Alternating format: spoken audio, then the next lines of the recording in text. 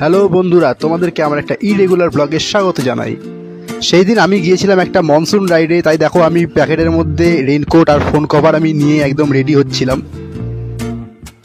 ব্যাগের মধ্যে raincoat, phone cover আর জলের বোতল ঢুকিয়ে আমি রেডি হয়ে গেলাম। আমার এই হেলমেটটা কেমন তোমরা কমেন্টে অবশ্যই জানাও যে হেলমেটের গ্রাফিক্সটা কেমন। যাই হোক, আমি পুরো রেডি, এবার আমি বেরোবো। এখানে আমার চেরি এখন ঘোমটা দিয়ে দাঁড়িয়ে আছে আর টিপ টিপ করে বৃষ্টি পড়ছে। যাই হোক, এবারে ঘোমটা সরানোর পালা। এই বৃষ্টি বাদলের জন্য গাড়িটা একদম ধোয়া হয়নি, তাই নোংরা হয়ে আছে, কিছু করার নেই। জয় হানি সিংহ। এবার আমি বেরোবো। এই কাদা, এই জল, দেখো কেমন বৃষ্টিতে বাড়ির সামনে জল জমেছে। কাদা আর জল পেরিয়ে আমি এগিয়ে যাচ্ছি।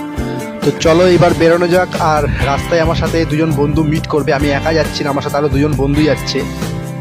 এই দেখো এখানে আমার আরো দুটো বন্ধু, এই যে হচ্ছে এর নাম হচ্ছে গন্ধ, ঠিক আছে, আমাকে দেখলেই পাগলামি করবে।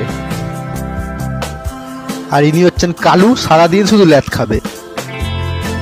বালি ব্রিজের ওপরে এসে মিট আপ করলাম। আর দেখো তিনটে গাড়ি, সেম গাড়ি, SP 125, তিনটে গাড়ি একই গাড়ি যাচ্ছে, এটা একটা আলাদা ব্যাপার। আর ওই পাশে দেখো আমার দুই বন্ধু, আর এই সাইডে গঙ্গা।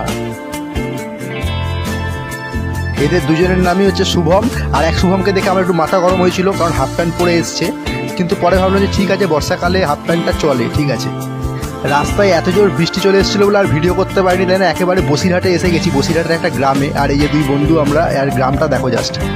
আমাকে দেখো, আমি পুরো উল্টো রেনকোট পরে নিয়েছি। যাই হোক, রেনকোট পরা নিয়ে কথা, বৃষ্টি থেকে বাঁচা নিয়ে কথা, ব্যাস। অবশেষে পৌঁছে গেলাম আমাদের ডেস্টিনেশনে। এটা হচ্ছে আন্দুলপোতা, বসিরহাটের আন্দুলপোতা। এখানে শুনেছি বর্ষাকালে বেশ সুন্দর লাগে জায়গাটা, আর চারিদিকে পুরো একদম দেখো ভেরি, মাছের ভেরি। বর্ষাকালে এটা জলটা বেশি থাকে। সবাই এবার রেনকোট টেনকোট খুলে নিচ্ছে, একটু ছবি টবি তোলা হবে। এত সুন্দর জায়গায় এসে যদি ছবি না তুলিস তাহলে কি হয়।